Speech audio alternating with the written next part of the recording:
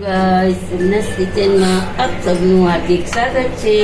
તો આજે આપણે બનાવવાના છે ફટાફટ બની જાય એવા પૌવા બટેટા। પહેલા આપણે વિડીયો બનાવ્યો તો એ થોડોક અલગ છે ને આ થોડાક અલગ છે। તો આજે આપણે પૌવા બટેટા બનાવીએ છીએ જે ફટાફટ થઈ જશે તમારી।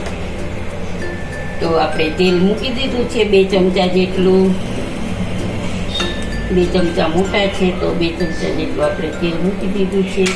અહીંયા જોઈ તો જોઈ શકો છો ગાઈઝ, અહીંયા મેં 3 મોટા બટેટા સમારીને નાના નાના પીસ કરીને રાખી દીધા છે। ઝીણી ડુંગળી સમારેલી છે, લીલા મરચાં છે અને આ છે કડી પત્તા અને અહીંયા છે સિંગદાણા અને આ એક ટમેટું ઝીણું સમારેલું છે અને આ પૌવા આપણે ધોઈને રાખી દીધા છે। તો જોઈ શકો છો એકદમ કોરા સરસ થઈ ગયા છે।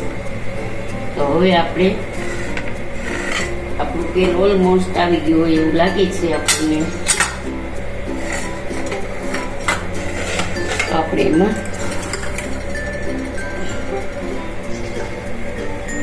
રાઈને જીરું નાખી દઈશું।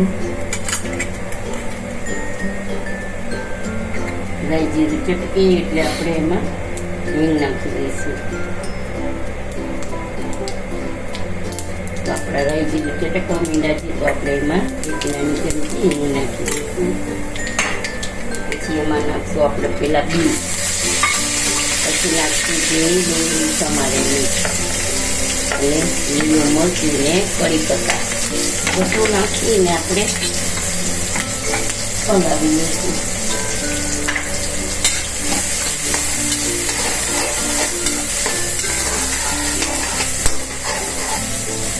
આપણા બટેટા તો બાફેલા જ છે એટલે આપણે એને છેલ્લે નાખશું। ડુંગળી ચોકે થઈ જાય એટલે આપણે જે ટમેટા જે સીધા સમારેલા છે ઝીણા ઝીણા એ નાખી દઈશું।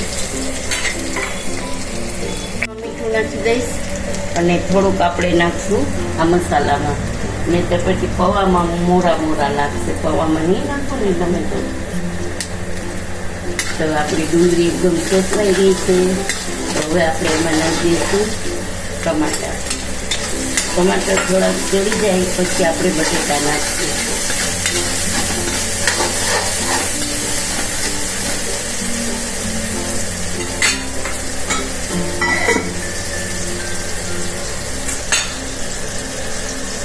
આ પૌવા બટેટા છે ને ફટાફટ થઈ જાય। ક્યાંક તમે બહાર ગયા હો ને તો આવીને બટેટા બાફી લીધા હો તો ફટાફટ થઈ જાય। તો હવે આપણે આમાં નાખી દઈશું બટેટા।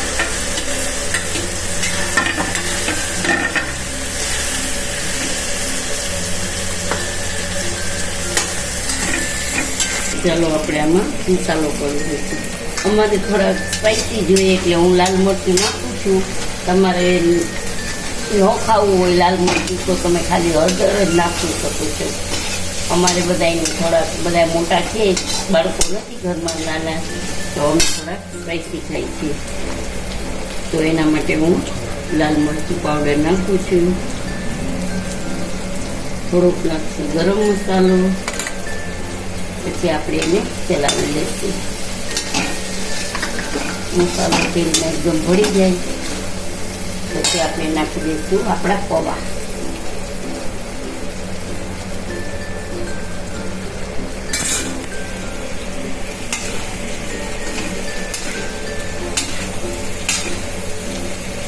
આપણે આમાં 2 ચમચી ખાંડ નાખી દઈશું।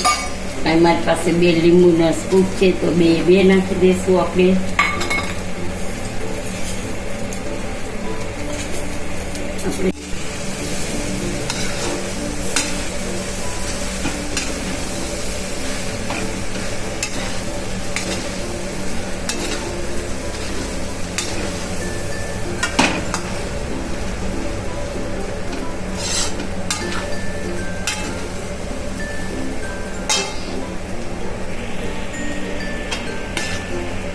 જોઈ શકો છો ગાઈસ, આપણા પૌવા બટેટા રેડી છે। તો હવે આપણે ગેસને ઓફ કરી દઈશું।